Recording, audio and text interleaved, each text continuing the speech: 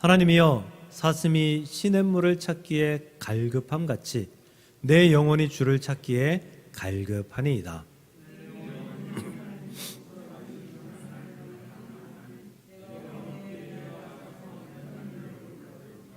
사람들이 종일 내게 하는 말이 내 하나님이 어디 있느냐 하오니 내 눈물이 주야로 내 음식이 되었도다.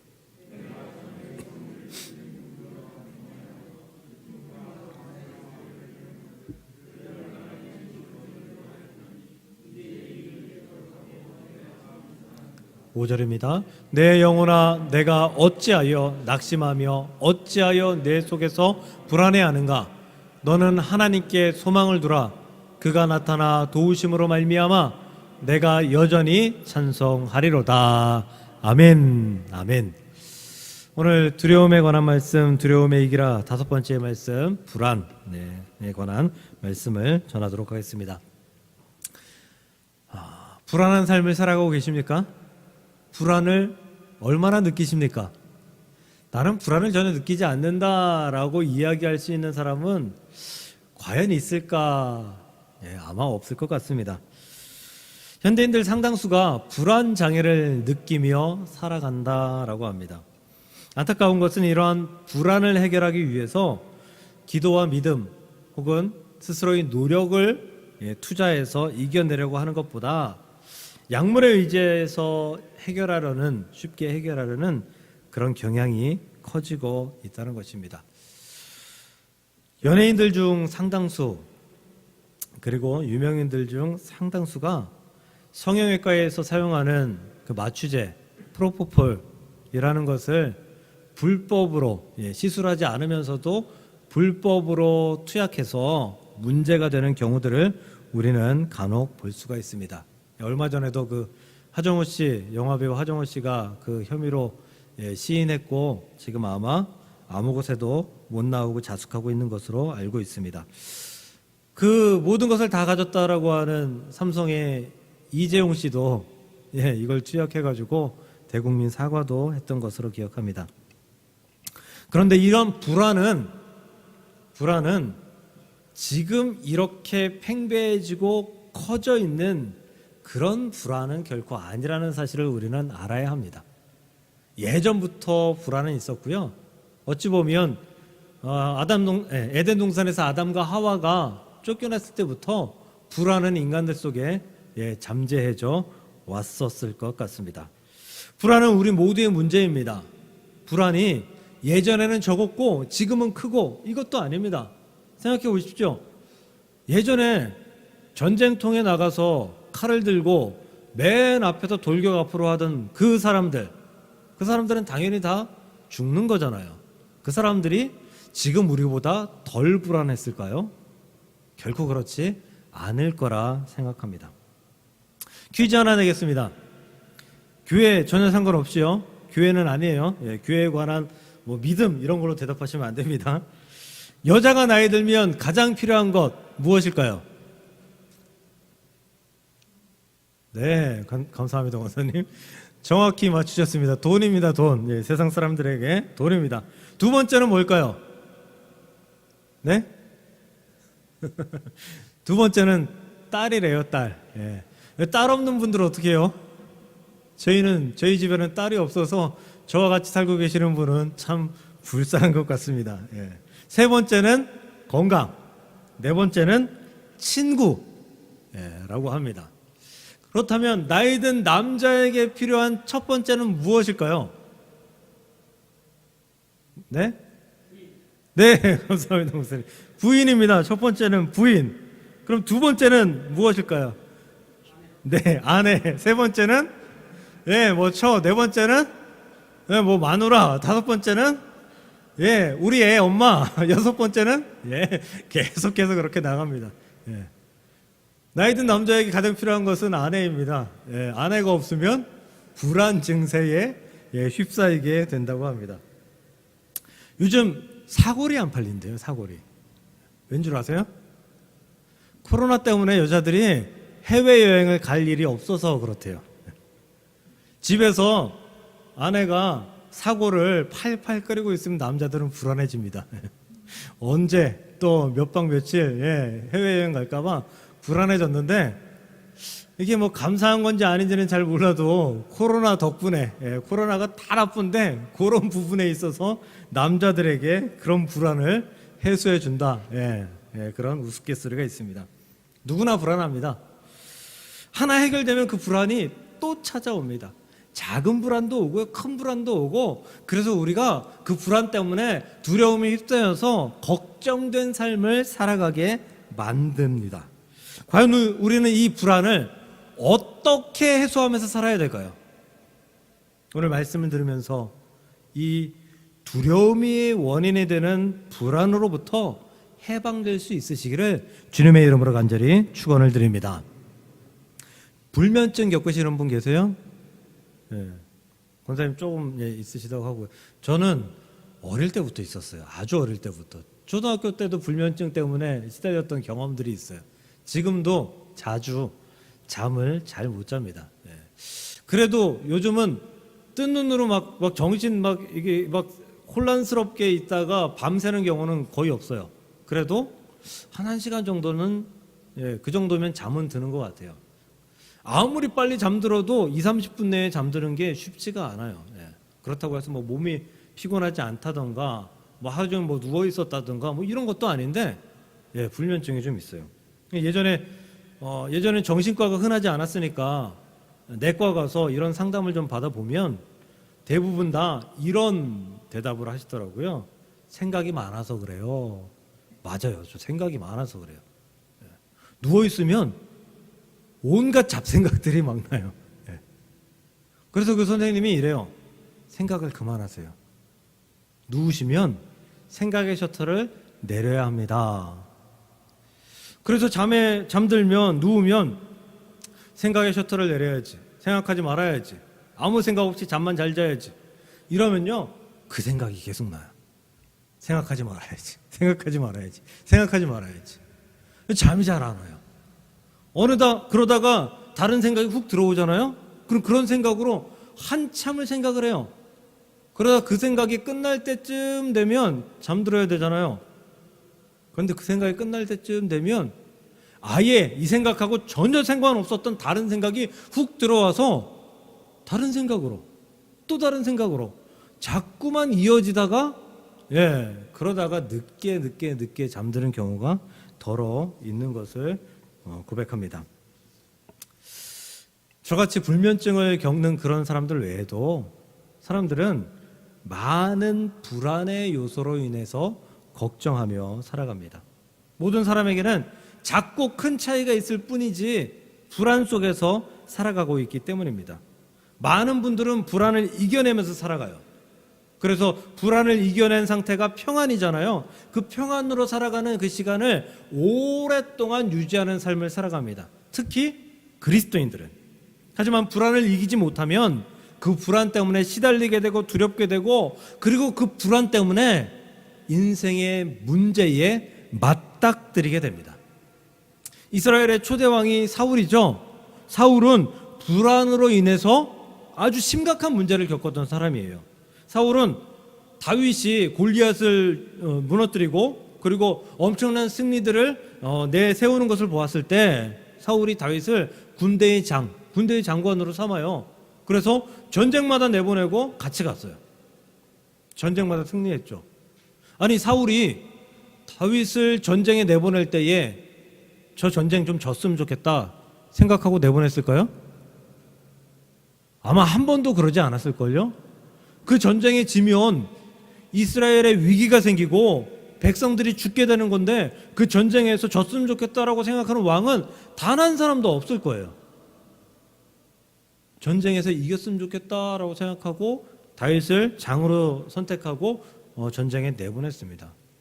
그리고 그날도 블레셋과의 전투에 사울과 다윗이 함께 가서 전투에서 승리하고 돌아오는 길이었는데 사무엘상 18장 7절에 이렇게 기록합니다. 여인들이 나와서 이렇게 얘기해요. 사울이 죽인 자는 천천히요, 다윗은 만만히로다. 이 여자고 남자고 입을 좀 조심해야 됩니다. 내가 탁 말했을 때 다른 사람이 상처받을 것에 대해서 미리 좀 생각하고 이야기를 해야 돼요. 예. 여자만 국한된 것 아니에요. 사울이 이 말을 듣고 상처받았어요. 아니, 내가 죽인 사람은 천천? 다윗이 죽인 사람은 만만? 아니, 전쟁에서 다윗이 그만큼 나보다 위대하다는 이야기네. 그리고 그 마음에 바로 시기와 질투가 들어옵니다. 그리고 7장 이후에 9절에 바로 이렇게 얘기해요. 성경에서 사울이 다윗을 주목하니, 이제 보는 거예요. 시기의 마음으로, 시기의 눈으로 다윗을 봅니다. 그리고 10절, 그렇게 보다 보니까 악령이 사울에게 내렸어요. 그리고 11절, 그 악령이 씌운 사울이 이 불안의 마음을 내어주게 되었고, 그 결과 시기하고 질투했던 다윗에게 창을 집어서 다윗이 있는 벽으로 던져서 다윗을 죽이려고 합니다. 다행히 다윗이 피했죠. 불안을 이기지 못한 사울은 다윗이라는 불안 때문에 악한 결정을 하게 되었고 실패하는 길을 걷기 시작하게 되었다라는 것입니다. 불안하기 시작했던, 불안을 해결하지 못했던 사울이 실패한 것을 보듯 불안을 해결하지 못하면 우리에게도 작고 큰 실패가 다가올 수밖에 없다, 그런 결과를 낳을 수밖에 없다라는 것을 우리는 알아야 해요. 그러므로 사랑하는 성도 여러분, 불안에서 노임받는, 불안에서 해방되는 저와 여러분들 되시기를 주님의 이름으로 간절히 축복합니다.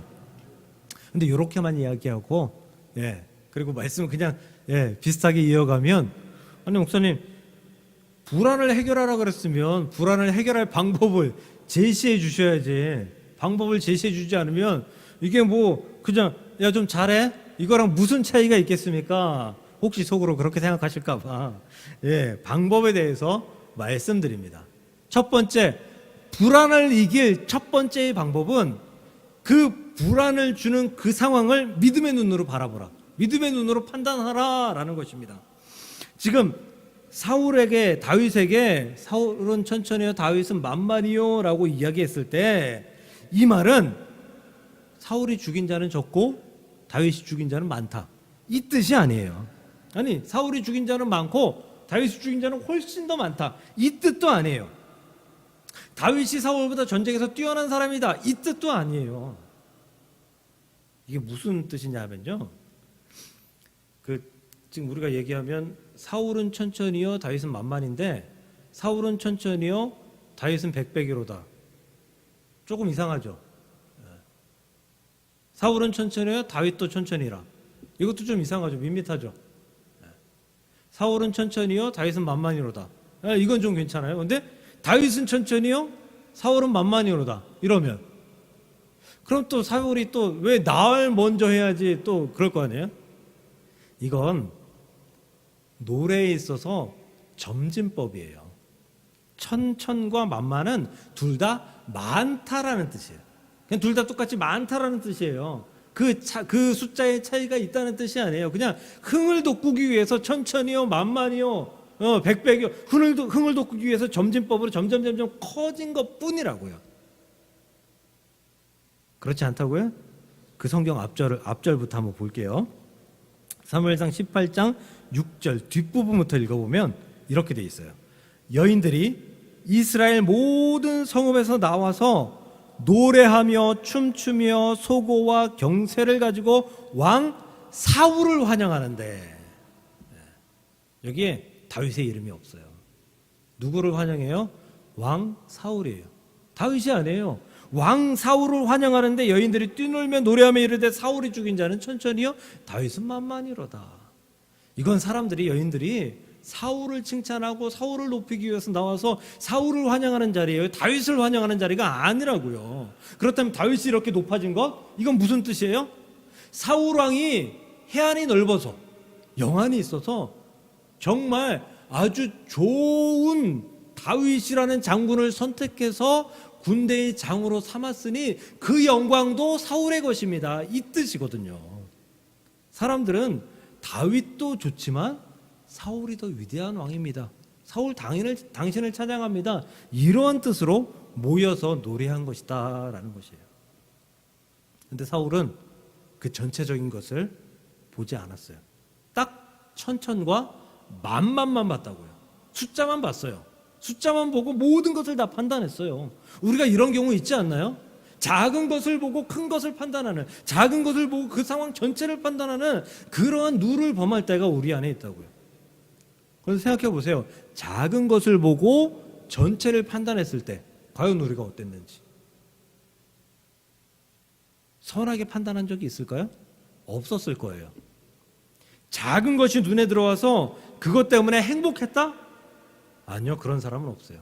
작은 것 때문에 힘들었고, 작은 것 때문에 고통스러웠고, 작은 것들 때문에 그 상처받았다라는 사람들은 많아도 그 작은 것, 그것 때문에 큰 것을 뒤로하고 나는 행복해요. 이런 사람은 결코 없다고요. 그러니 상황 전체를 봐야 돼요. 뭘로요? 믿음으로 봐야 되는 거예요. 믿음으로. 믿음으로 보면 지금 이 사울을 높이는, 다윗을 높이는 이 장면은 다윗은 그저 뒤에 들러리고 사울을 높이는 이 자리였다. 사울 당신이 위대한 왕입니다 라는 그런 자리였다라는 것이죠. 우리에게도 상황 전체를 놓고 볼 수 있는 영안이 있기를 주의 이름으로 축복합니다. 믿음이 있어야 돼요. 그걸 보기 위해서 믿음이 있어야 돼요. 그걸 보기 위해서 기도하라 하는 거고요. 그걸 보기 위해서 말씀으로 거듭나라라고 하는 거예요. 그래서 그 믿음으로, 그 기도와 말씀으로 장착된 믿음으로 말미암아 그 상황을 보면 혹시나 작은 부분에서 내게 상처 주는 그런 내용들이 있어도 이것 때문에 내가 상처받는 것이 아니라 큰 것으로 말미암아 내게 유익되고 하나님께 영광이 된다면, 아, 나 그 작은 것 때문에 나 좀 손해봐도 괜찮아. 이 큰 것이 내게 얼마나 큰 영광이며 아름다운 것인데, 하나님께서 얼마나 기뻐하실 일인데 라고 생각하며 작은 것을 참고 큰 것을 누릴 수 있는 하나님의 백성이 될 수 있다라는 사실을 기억하시기를 바랍니다. 제가 예전에 부교역자로 있을 때요, 이제 그 교회 처음 갔어요. 가서 한 달, 두 달 안 됐을 때예요. 담임 목사님이 부목사 둘을 딱 불러놓고 교인을 절반 나눠서 저에게는 이쪽 교인, 다른 목사님은 이쪽 교인, 전체 신방하라고. 올해는 담임 목사님 신방 안 할 테니까 부목사들이 전체 신방 한번 해보라고. 당신들 경험해도 좋을 것 같다. 그래서 신방을 했는데 며칠 지나지 않아서 출근했는데 담임 목사님이 신방 오늘 가지 말고 당회장실로 오라고 하더라고요. 무슨 일인가, 장례가 났나 걱정스러운 마음으로 딱 갔는데 가서 무지하게 야단 맞았어요. 엄청나게 야단 맞았어요. 어떤 일 때문인가 하면 저 이제 다른 이제 부목사님, 그 목사님이 신방을 하는데 그 신방 예배 순서지에다가 순서지를 만들고 거기다 축복의 말씀, 그 가정의 축복의 말씀 딱 적고 코팅을 딱 한 다음에 위에다가 리본을 딱 달아서 예배가 끝나면 가정마다 뭐 사실 별거 아니죠. 근데 받는 사람은 기분 좋잖아요. 그걸 이제 가정마다 나눠줬다는 거예요. 그런데 저는 그냥 예배만 드리고 그냥 왔거든요. 네. 신방만 하고 왔거든요. 담임 목사님은 화가 나신 거예요. 아니, 그 아이디어도 좋고 그렇게 해서 성도들이 좋으면 좋은데 제가 신방한 그 집들은 상처받지 않았느냐 이거예요. 그 성도님이 찾아와가지고 아니 저쪽 교구는 이런 거 해서 나눠주는데 우리는 왜 아무것도 없어요? 서운해요. 그럴 수 있잖아요. 그렇게 이야기하니까 담임 목사님 황당한 거죠. 그래서 무지하게 야단 맞았어요. 같은 거 좋은 거 있으면 같이 나누고 공유해야지.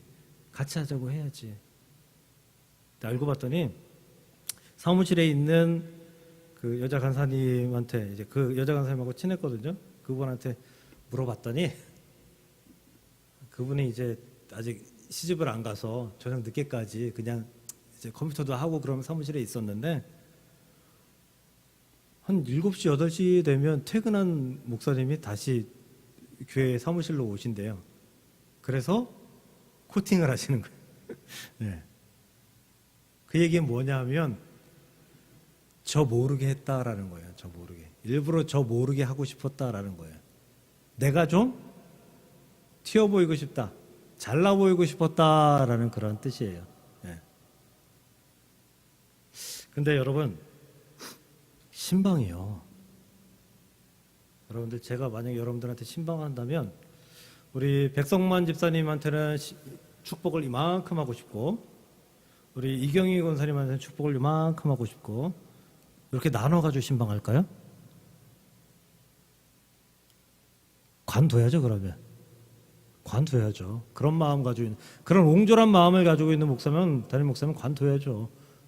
어느 집에 가든 그 집에 맞는 적당한 가장 좋은 축복을 나눠주고 싶은 게 목사의 마음이에요. 담임 목사님이 부목사들한테 그렇게 시켰다라고 하는 거는 그 마음을, 그 축복의 마음을 모든 성도들한테 다 나누어주고 와라. 그러면서 너희들도 배우고 성도들도 기뻐하고 그런 것들을 서로 누려보아라 라고 하고 신방을 부탁한 거예요. 그러면은 저쪽 부목사님한테 제가 신방한 그 가정들은 그 교회 성도 아닌가요? 사랑해야 될 성도 아닌가요? 사랑하고 축복해야 될 성도잖아요. 근데 신방 때문에 상처받았어요. 신방 때문에 마음이 아파요. 신방 때문에 화가 나요. 왜 신방 못하러 하냐고요, 그거 도대체. 할 필요도 없고 해서는 안 되는 거잖아요, 그거는.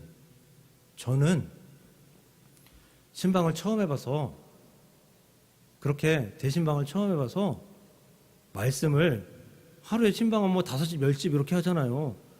말씀을 이 가정에 어떤 말씀을 전하고 저 가정에 어떤 말씀을 전하고 또 가서 자녀가 있으니까 자녀한테는 어떤 기도를 해주고 또 노후 부모님이 아파 계시니까 어떤 기도를 해드리고 이런 것들을 적어가면서 예배, 말씀, 기도 이거에 신경 쓰면서 제가 다른 거에 신경 쓸 겨를이 없었어요. 그 가정을 축복하기 위해서. 근데 그 목사님, 제가 그 목사님 욕하는 것까지는 아니지만 그 목사님은 뭐 한 거예요? 저 신경 쓴 거예요. 늦게 온 부목사가 자기보다 잘한다 하는 소리 들을까봐 저 신경 쓴 거라고요. 잘하는지 못하는지도 모르는 저를 신경 쓴 거라고요. 신방 신경 써야 되는데. 우리는 상황을 봐야 돼요. 작은 거 보면 쓰러져요. 작은 거 보면 넘어져요. 작은 거 보면 상처받고요. 작은 것 때문에 내가 악한 결과를 낼 수 있다는 거예요. 그렇기 때문에 우리는 그 상황 전체를 믿음으로 보고 그 상황 전체를 믿음으로 봄으로 말미암아 그 상황에서 선한 결과를 낼 수 있는, 그리고 불안에서 완전히 해방될 수 있는 그런 믿음의 백성들이 되어야 된다라는 사실을 기억하시기를 주님의 이름으로 간절히 축복합니다. 근데 그래도 불안할 수 있어요. 그래도 불안할 수 있어요. 근데 그래도 불안하다면 하나님과의 관계에서 내가 문제가 있는 것은 아닌지 살펴보아야 합니다. 하나님과의 관계가 온전하면 우리의 불안은 그저 불안으로 끝납니다. 불안으로. 그러므로 불안을 이길 수 있는 두 번째 방법은 하나님과의 관계를 온전히 회복하는 것입니다. 회복하는 것. 다윗도 불안하지 않았을까요? 사울만 불안했을까요? 다윗도 불안했겠죠. 아니, 왕이, 모든 권력을 다 가진 왕이 나를 죽이려고 쫓아다니는데 안 불안하면 그 예수님이지 뭐 다윗이겠어요? 사람이겠어요? 오늘 본문 시편 42편 5절, 고라 자손의 시, 여기에서도 다윗과 같은 마음을 가진 그 마음을 표현합니다. 5절 제가 한번 다시 읽어드릴게요. 내 영혼아, 내가 어찌하여 낙심하며 어찌하여 내 속에서 불안해하는가? 너는 하나님께 소망을 두라. 그가 나타나 도우심으로 말미암아 내가 여전히 찬송하리로다. 불안하다는 거예요. 나는 불안하다는 거예요. 왜 그러니? 뭐 해야 될 거 있으면 얼른 해.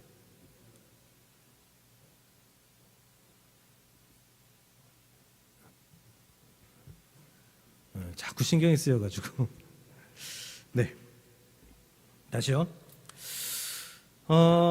다윗이 스스로 불안하다고 고백한 것 같이 이 고라 자손의 시에서도, 이 시편에서도 불안해요.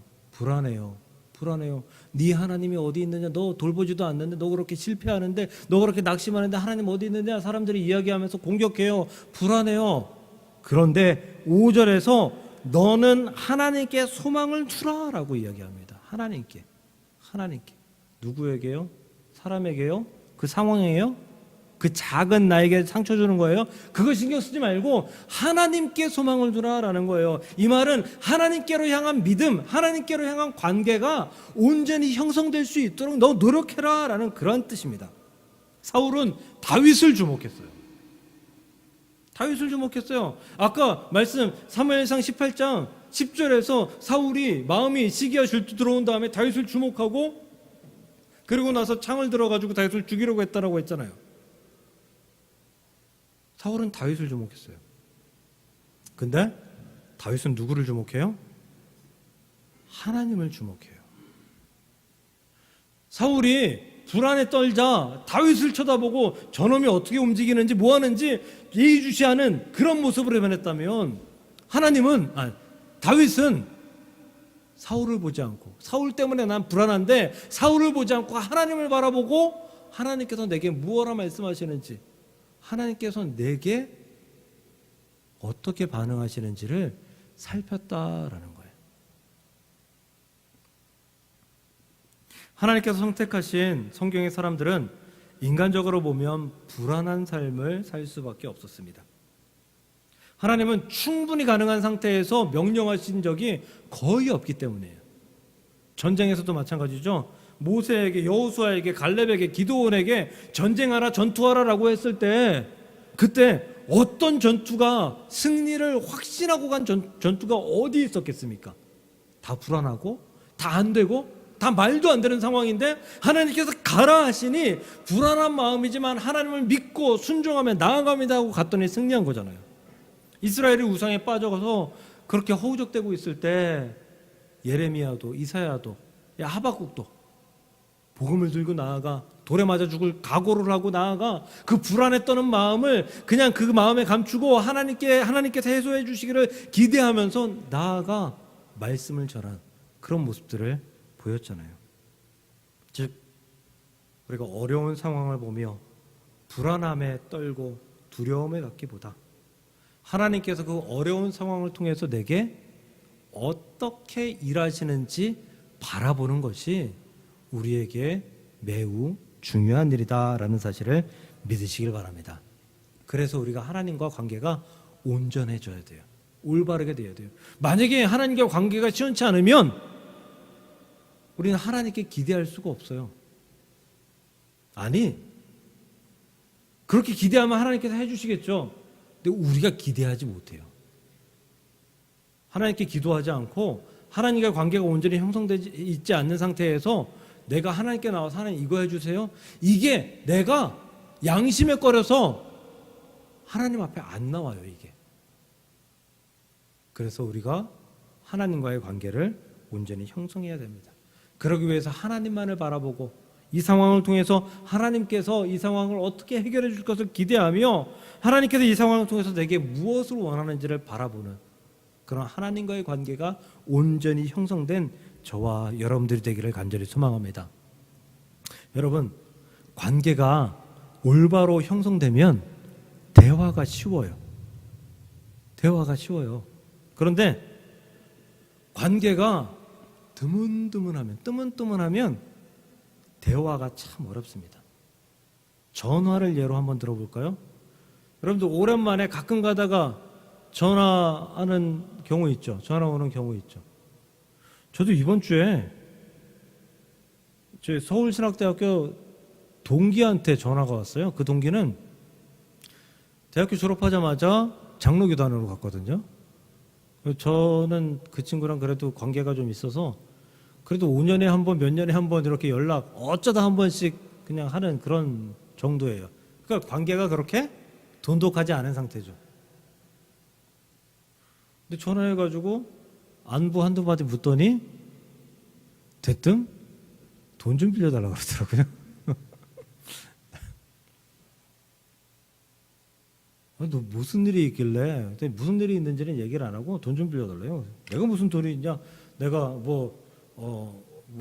사례비를 많이 받고 내가 돈이 여유 있는 사람도 아닌데 내가 무슨 돈이 있어 너한테 돈을 빌려주냐? 근데 말하는 거 보니까 적은 돈도 아닌 것 같아요. 그러더니 조금 있다가 너 카드 쓰냐?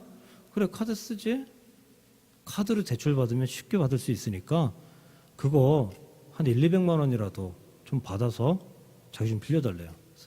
야, 그래도 그런 거는 내가 할 수가 없다. 내가 너보다 내 가정이 소중해서 그런 건 할 수가 없다. 미안하다. 그리고 끊었는데요. 오랜만에 전화한 사람한테는 그런 부탁하는 거 아니에요. 그런 부탁 못해요. 하는 거 아니에요. 제가 만약에 매일 만나는 정말 아주 친한 친구가 그렇게 부탁했다면 아마 혼냈을 거예요. 아마 1시간 붙잡고 2시간 붙잡고 혼내고 위로하고 그리고 밥 사주고 그러면서 했을 거예요. 그런데 그 친구랑은 더 대화할 필요가 없겠구나. 빨리 끊어야겠구나. 이 생각밖에 안 들더라고요. 우리가 오랜만에 전화하면 잘 지내냐? 나도 잘 지내. 별일 없지? 할 말이 없어요. 그 다음에 할 말이 없어요. 그래. 금방 끊어요. 그런데 어제 전화하고 그제 전화했던 사람하고 전화하면 어때요? 할 말이 없어요? 많아요. 할 말이 되게 많아요. 아니 오늘 점심 먹은 거 가지고도 10분, 20분, 30분 이야기할 수 있어요. 오늘 점심 먹었는데 뭘 먹었는데 말이야 맛이 있었고 없었고 이건 뭐 멸치로 국물을 냈고 온갖 잡소리 아주 시시콜콜한 소리 하지 않아도 될 소리까지 아주 줄줄줄줄줄줄 다 꿰차서 이야기하면서 계속 대화할 수 있어요. 그래도 즐거워요. 행복해요. 그리고 전화 끊으면서 뭐라고 해요? 중요한 건 만나서 이야기하자. 전화하고 계속 대화하고 또 대화할 수 있어요. 우리가 하나님과의 관계가 올바르게 돈독하게 형성되어 있으면 우리는 하나님한테 시시콜콜한 것까지 다 이야기할 수 있어요. 우리 마음을 다 뒤집어 놓고 다 얘기할 수 있어요. 하나님은 그 얘기 다 받아주실 거예요. 그런데 우리가 기도하지 않고 예배하지 않고 우리가 하나님께서 원하시는 일들을 행하지 않으면서 살아가다가 하나님 앞에 탁 나와서 문제가 생겨서 불안이 있어서 탁 나와서 이야기하려 하면 기도하려고 하면 별로 기도할 게 없어요. 그 얘기 기도 딱 하고 더 기도할 게 없어요. 그건 하나님과의 관계가 올바로 형성되어 있지 않다라는 증명이에요.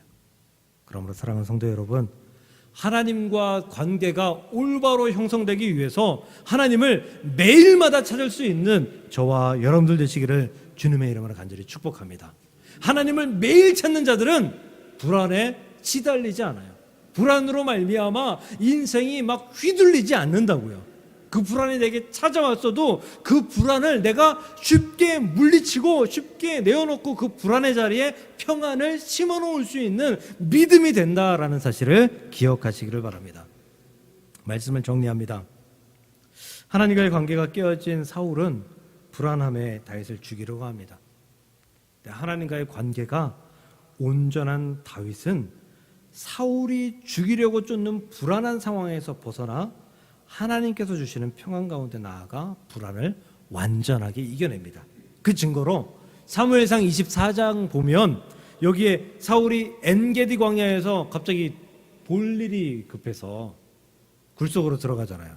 그때 다윗이 그 굴 안에 있었어요. 사울을 죽이자. 옆에서 다 그랬죠. 그때 다윗이 사울을 죽이지 않고 옷자락만 베. 그 사건 기억하시죠? 또 한 번뿐 아니에요. 두 번째 26장